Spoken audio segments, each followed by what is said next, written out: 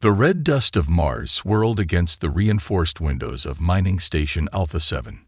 Dr. James Chen stared at his console, running the analysis for the fifth time. The signal hadn't changed. Buried 200 meters beneath the Martian surface, perfectly preserved in the planet's frozen soil, lay something that shouldn't exist. Director Walsh.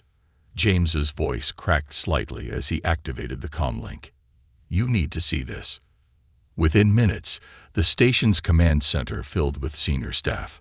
The holographic display showed a regular pulse of energy emanating from deep underground, a beacon that had waited millions of years to be found. It's not random noise, James explained, his hands moving through the holographic data. The pattern repeats every 47 seconds exactly. It's engineered. And it's still active.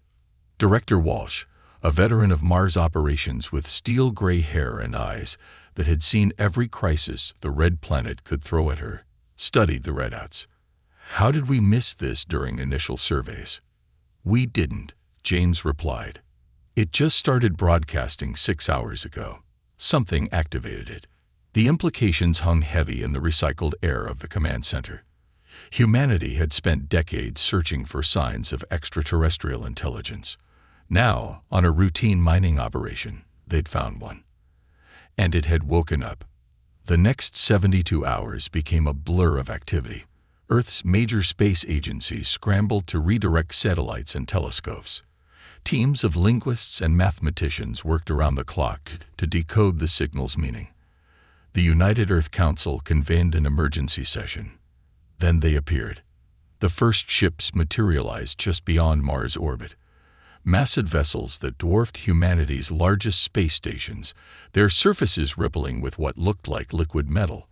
Early estimates put their length at over 5 kilometers each. There were 7 of them. They're responding to our transmissions, reported Dr. Sarah Winters, the station's communications specialist.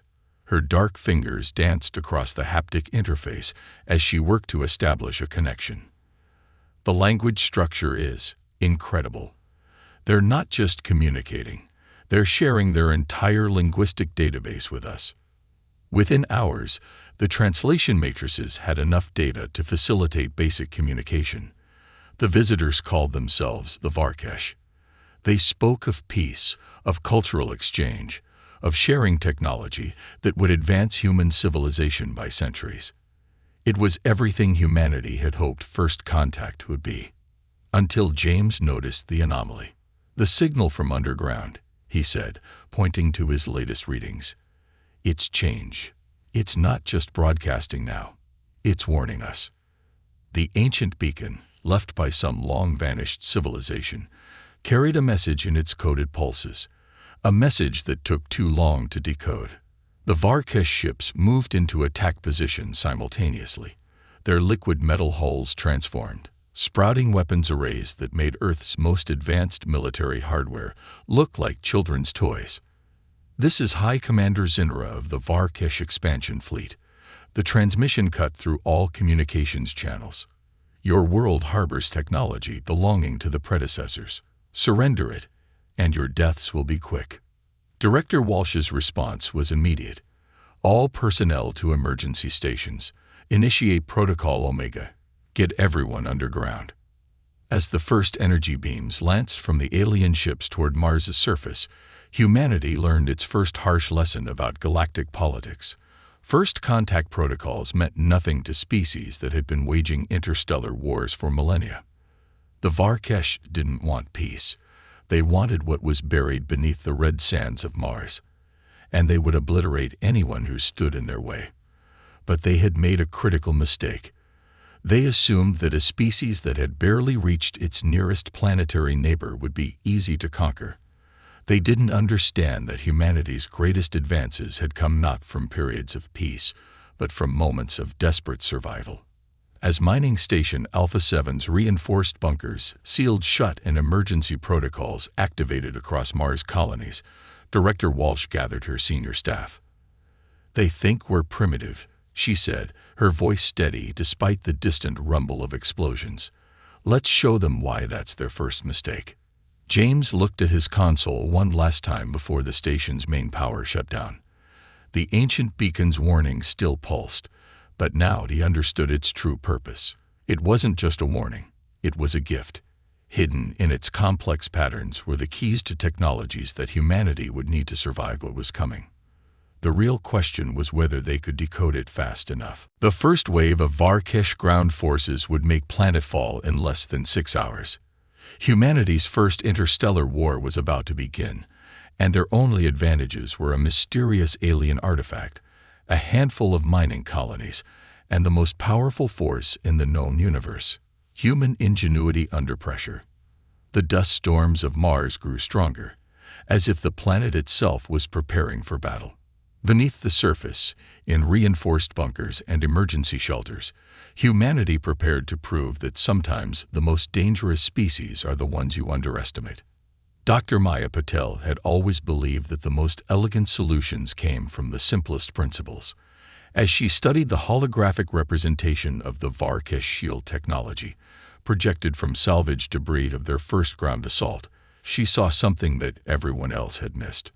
"It's not actually advanced," she announced to the cramped war room of Mining Station Alpha 7, now serving as humanity's primary defense coordination center. "It's just complicated." The assembled military officers and scientists stared at her. Admiral Chen, who had arrived with the emergency relief force from Earth, leaned forward. "Explain." Maya manipulated the hologram, zooming in on the molecular structure of the alien shields. They built layers upon layers of quantum fields, each operating on slightly different frequencies. It's why our weapons can't penetrate them. The shields have too many redundancies. But look at the base pattern. The hologram shifted, showing the fundamental wave structure of the shield technology. It's a resonance cascade, just like pushing a child on a swing. Time it wrong, and you work against the motion. Time it right, and you amplify it. James Chen finished, understanding dawning in his eyes. But their shields operate on quantum levels. We'd need computing power. We don't have to calculate the perfect frequency. Maya smiled. Or we could just use noise. She pulled up another simulation. White noise contains all frequencies. If we generate enough of it at the right amplitude, we'd hit the resonant frequency by accident. Director Walsh said, her eyes widening. Like breaking a wine glass with sound. Exactly. And I know just where to get that much noise. Maya pointed to the mining equipment schematics. Our sonic drills. They're designed to break through Martian bedrock. Modified correctly, they could generate the frequencies we need. Admiral Chen shook his head. The Varkesh will see an attack coming. Their ship's sensors are beyond anything we have. Not if we hide it, said Sarah Winters, who had been quietly listening. The Martian dust storms. They're interfering with even the aliens' advanced sensors. That's why they had to send ground forces instead of just bombarding us from orbit. The plan began to take shape. While the Varkesh expected humanity to rely on their primitive ballistic weapons and nuclear arsenals, the defenders of Mars would turn the planet itself into a weapon. For the next 48 hours, every mining station on Mars worked to modify their equipment. The Varkesh, convinced of their superiority, interpreted the increased power signatures as desperate attempts to fortify defenses.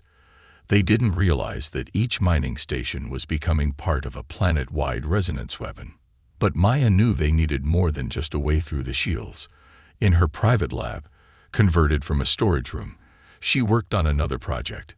The ancient beacon's data, partially decoded now, had revealed principles of physics that humanity had never imagined. The predecessors weren't just leaving us a warning, she explained to James during a rare break. They were leaving us a blueprint, the Varkesh shields. They're actually a simplified version of predecessor technology. That's why they want the beacon so badly. Can we replicate it? James asked. Maya shook her head. Not in time. But we can use what we understand against them. The Varkesh copied the technology without fully understanding it. They think complexity equals advancement. But the predecessors, she pulled up the beacon's wave patterns. They understood that true advancement comes from elegance. As they prepared for the coming battle, Maya couldn't help but appreciate the irony. The Varkesh had spent centuries building their empire on stolen technology, adding layers of complexity to make up for their lack of true understanding. Meanwhile, humanity, in just days, had grasped the fundamental principles that the predecessors had tried to teach. The next Varkesh assault would begin in 12 hours. Their ground forces had regrouped, reinforced with even heavier weapons and stronger shields.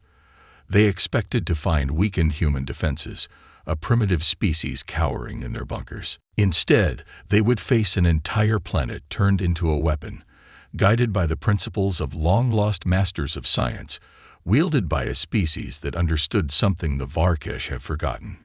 True innovation comes not from complexity, but from understanding the elegant simplicity at the heart of the universe. Maya looked at her final calculations one last time. "Ready the sonic arrays," she commanded through the comm system. "Let's show them what primitive really means." Across the red planet, mining stations powered up their modified equipment. In orbit, the Varkesh ships detected the energy surge but couldn't decipher its purpose through the raging dust storms. They prepared to launch their assault, confident in their superior technology. They had no idea that they were about to face not just humanity's weapons, but the very principles of physics themselves. The battle for Mars was about to begin, and with it, humanity's first step into a larger universe, not as conquerors or victims, but as innovators who had learned to see the elegant simplicity behind the universe's greatest mysteries. The Martian dawn painted the dust clouds crimson as the Varkesh assault force descended through the atmosphere.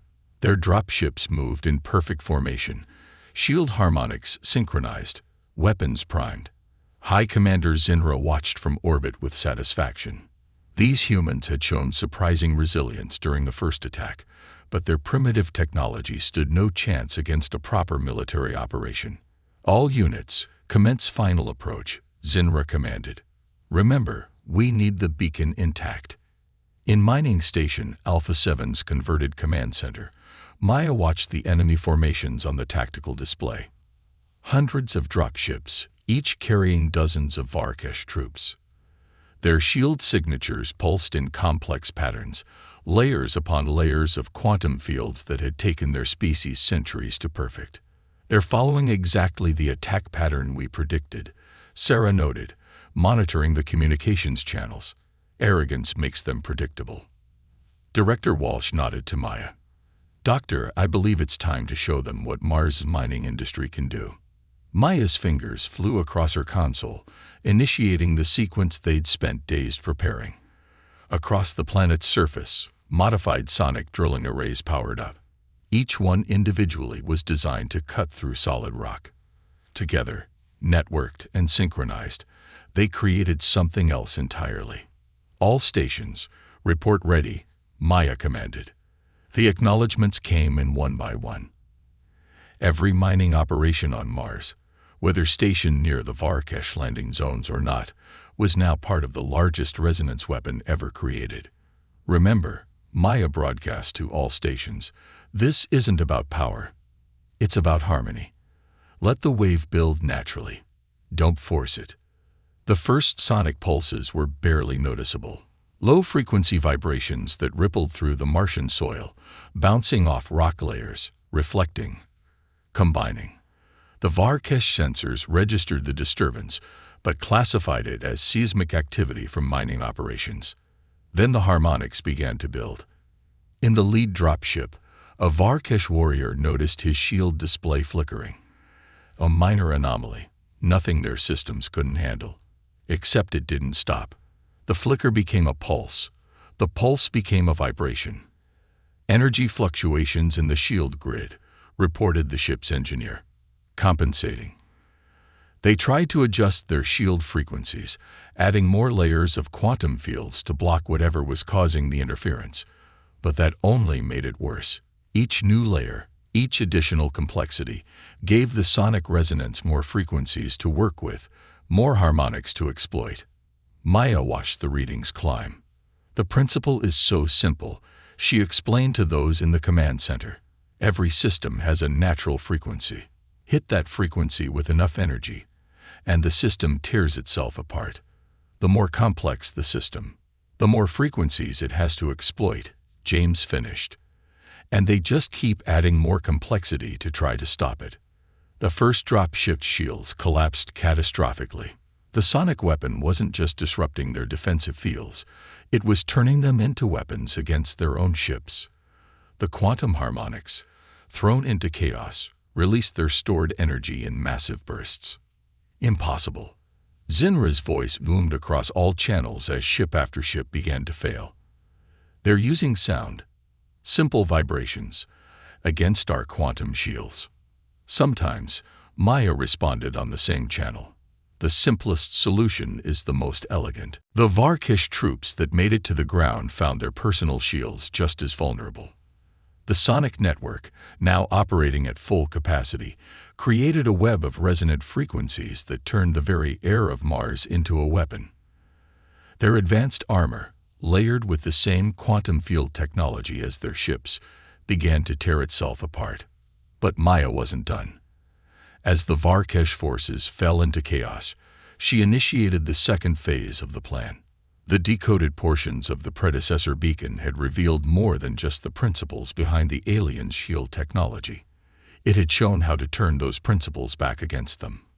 Redirecting sonic pattern, she announced, matching predecessor frequencies. The effect was immediate and devastating. The resonance waves shifted, taking on patterns that the Varkesh technology recognized, patterns built into their systems at the most fundamental level. Their stolen and poorly understood predecessor tech didn't just fail, it began to actively work against them. Dropships crashed across the Martian surface, their quantum drives reverting to patterns they were never meant to execute. Personal shields imploded, advanced weapons backfired. The complex layers of technology that the Varkesh had built their empire upon became their undoing. In orbit, Zinra watched in horror as the ground assault collapsed. These humans hadn't just found a way to defeat their shields, they had turned the very principles of predecessor technology against them. In trying to overcome the sonic attack, with ever-increasing complexity, the Varkesh had only made themselves more vulnerable. Full retreat, Zinra commanded, but it was too late. The resonance had spread to their orbital ships through their own communication networks. Systems began to fail across the fleet as the quantum fields protecting their massive vessels fell into chaos. In mining station Alpha 7, Maya finally allowed herself to smile. The predecessors understood something fundamental about the universe, she said to no one in particular. True elegance doesn't come from adding complexity. It comes from understanding the simple principles that govern everything. As the Varkesh fleet frantically withdrew from Mars orbit, humanity had proven something that would forever change their standing in the galaxy. Sometimes, the most primitive solution was the most powerful. And a species that understood the fundamental principles of the universe was far more dangerous than one that merely copied advanced technology without understanding it. In the aftermath of the battle, as dust storms settled over fallen Varkesh ships, Sarah Winters made a discovery that changed everything. She had been analyzing the alien communications intercepted during their retreat when she noticed something buried in their transmission patterns. It's not just military communications, she explained to the emergency council assembled in Alpha 7's command center. There's another layer of data. Personal messages, cultural information, and fear. They're terrified. Maya looked up from her analysis of the damaged alien technology they'd recovered. Terrified. They're the ones with the massive fleet and advanced technology. What could they possibly be afraid of? Sarah projected a decoded transmission stream. Not what. Who. There's something out there that hunts advanced civilizations. The Varkesh call them the harvesters. They're running from them. The revelation hit the room like a physical force. Admiral Chen was the first to speak. They attack developing civilizations to prevent them from advancing enough to attract the harvesters' attention. They're trying to save us by keeping us primitive. No, James interrupted, his eyes on the ancient beacon's latest decoded data. They're desperate for predecessor technology because it's the only thing that might save them from the harvesters. They don't care about saving us. They just want to strip mine every world that might have predecessor artifacts before the harvesters catch up to them. Director Walsh studied the tactical displays showing the remaining Varkish fleet regrouping at the edge of the solar system. So we haven't won. They'll be back with a larger force once they realize what we've discovered about predecessor tech. Maybe not, Maya said quietly. Everyone turned to look at her. She was examining a complex series of equations derived from the beacon. The predecessors didn't just leave us technology, they left us a choice. She expanded the display, showing intricate patterns that seemed to shift and flow. The Varkesh have been using predecessor tech wrong all along. They treated it like a weapon, something to be hoarded and used for power. But look at these patterns. They're not weapon schematics. They're communication protocols. Sarah's eyes widened as she made the connection. The predecessors weren't building an arsenal. They were building a network, a way for civilizations to work together. Exactly, Maya nodded. The quantum fields the Varkesh use for shields. They were meant to be bridges between civilizations, ways to share knowledge and resources. The Varkesh turned them into barriers instead. Admiral Chen frowned. That's fascinating, Doctor, but how does this help us? The Varkesh aren't interested in cooperation, and if these harvesters are real, we offer them a third option. Director Walsh interrupted, understanding dawning in her eyes. We show them what the predecessor technology was meant to do. Maya smiled. We've already proven we understand the principles better than they do. Instead of waiting for them to attack again, we reach out. Show them that humanity's greatest strength isn't our ability to fight. It's our ability to find solutions no one else has considered. The plan they developed over the next 24 hours was audacious. Using their understanding of the predecessor communication protocols, they would attempt to make contact with the Varkish fleet, not to surrender, but to offer an alliance. It's not just about survival anymore, Maya explained as they prepared the modified communication array. The predecessors understood something fundamental about intelligence itself. It's not about who has the most advanced technology. It's about who can see past their assumptions to find new ways forward. Sarah worked through the night, crafting a message that would convey their intent. She wove through it examples of human history, showing how cooperation had always achieved more than conflict, how different cultures coming together had sparked renaissance after renaissance. We're not offering them our submission, she told James as they made final adjustments to the transmission array.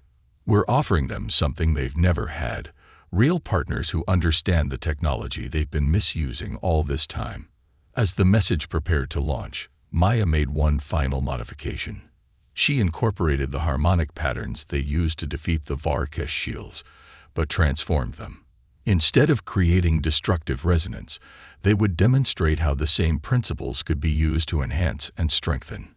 The predecessors didn't disappear, she realized as she worked. They didn't die out or get conquered. They evolved. They understood that true advancement doesn't come from domination. It comes from cooperation, from finding ways to lift each other up. The message launched, carrying with it humanity's greatest weapons: understanding, innovation, and hope. As it streaked across space toward the Varkish fleet, they could only wait to see if an empire built on fear and stolen technology could recognize the value of something freely offered.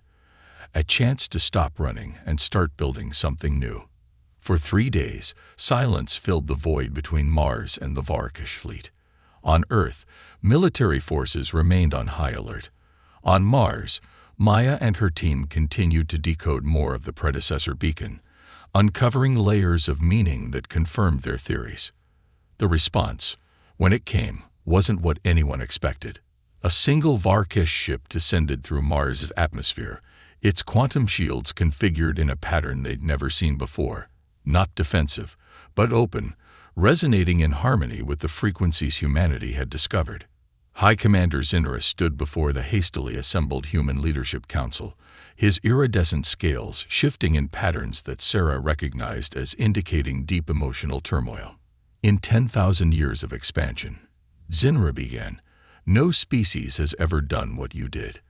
When faced with superior technology, you didn't try to copy it. You understood it. When faced with destruction, you didn't simply fight back. You innovated. Maya stepped forward. The predecessor beacon showed us that there's always another way. You've been running from the harvesters for so long, adding layers of stolen technology like armor, that you forgot to look for alternatives. The harvesters, Zinra's scales darkened, have destroyed every civilization that reaches a certain level of technological advancement. We believe the only way to survive was to prevent others from attracting their attention, while we gathered enough predecessor weapons to fight them. But the predecessors weren't building weapons, James said, projecting the latest decoded patterns. They were building connections. The quantum fields weren't meant to be shields or weapons. They were meant to link civilizations together, to create something greater than the sum of its parts. Sarah added, "Your empire is built on isolation and fear. But humanity's greatest achievements have always come from cooperation, from sharing knowledge and resources. And now you offer this to us." Zinra's tone carried disbelief. "After we tried to destroy you." Director Walsh stepped forward. "We offer you partnership, not because we've forgotten what you did, but because we understand why you did it. Fear makes us do terrible things, but hope makes us build wonderful things." Maya activated a holographic display, showing new configurations of the quantum field technology. "Together, we can transform your defensive networks into something the predecessors intended. A vast web of shared knowledge and resources, not just between humans and Varkesh, but open to any civilization willing to contribute. The harvesters target advanced civilizations," James explained, "because they're isolated, vulnerable. But a network of civilizations working together, sharing resources and knowledge. That's not just a target. That's a force that could change the galaxy." Over the next hours, the discussion shifted from war to cooperation. The Varkesh, masters of complexity, began to see how human intuition and understanding of fundamental principles could transform their technology.